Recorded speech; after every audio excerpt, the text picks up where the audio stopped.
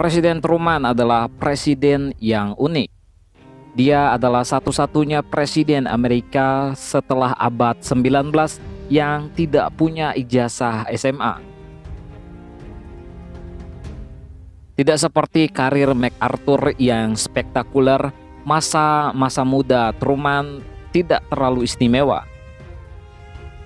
Saat Perang Dunia Pertama, Truman berjasa lumayan besar saat dia menyelamatkan Divisi 28 dalam ofensif Meuse Argonne. Tetapi pangkatnya cuma mayor.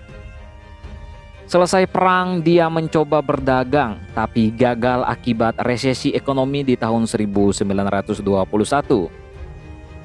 Setelah kegagalan berdagang inilah Truman memasuki dunia politik. Namun karir politiknya juga tak istimewa.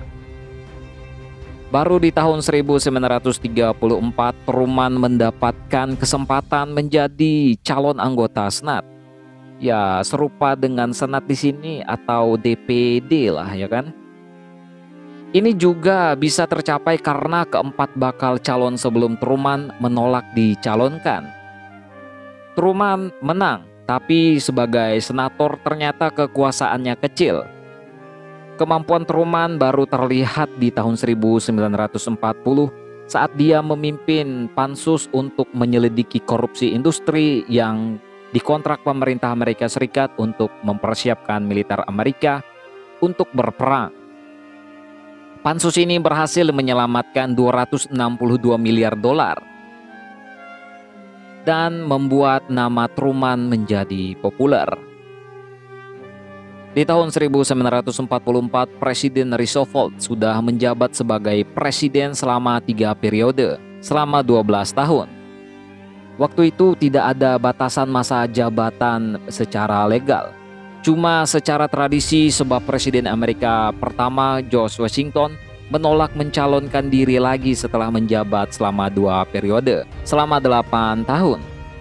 Namun karena Perang Dunia Kedua masih berjalan, Roosevelt yang kesehatannya sebetulnya memburuk akhirnya merasa sudah tugasnya untuk mencalonkan diri untuk keempat kalinya.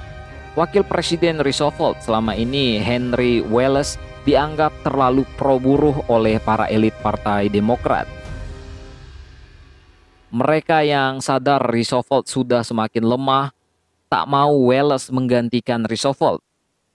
Sang presiden akhirnya mengajukan beberapa nama sebagai pengganti dan para elit memilih Truman.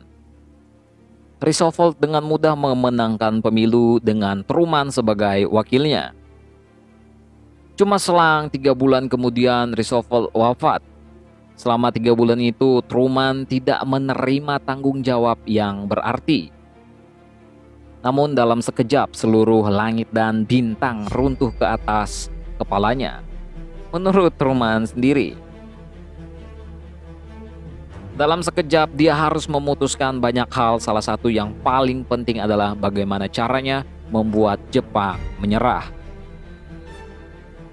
Selain bom atom, Truman juga menghadapi tantangan baru, yaitu perang melawan Jerman sudah dimulai, melawan Jepang akan selesai. Bagaimana hubungan Amerika Serikat dengan Uni Soviet? Tidak seperti Roosevelt yang selama perang terus-menerus PDKT dengan Stalin. Truman tidak mempercayai sang diktator paranoid dari Uni Soviet ini. Untuk Truman, komunisme adalah ancaman. Truman dengan jelas mencegah pasukan Uni Soviet menduduki pulau Hokkaido. Dia juga menolak mengikuti kehendak Uni Soviet di Jerman menciptakan insiden Berlin Airlift. Di Tiongkok, Truman mencoba mendamaikan Tiongkok saat Partai Nasionalis Kuomintang selesai berperang melawan Partai Komunis Gokcanda dengan mengirim Jenderal Marshall sebagai utusan khusus. Usaha Marshall untuk mendamaikan keduanya gagal dan sang jenderal malah mengatakan tidak usah membantu Kuomintang, mereka tidak mungkin menang.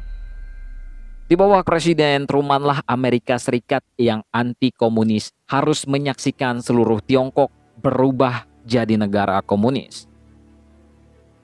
Biarpun kehilangan Tiongkok dan diperkirakan akan kalah dalam pemilu 1948, Truman berhasil memenangkan pemilu tersebut secara dramatis. 2 tahun setelah memenangkan pemilu, pasukan Korea Utara menyerang Korea Selatan, memulai Perang Korea. Kegagalan menyelamatkan Tiongkok dari komunisme masih terngiang di kepala sang presiden.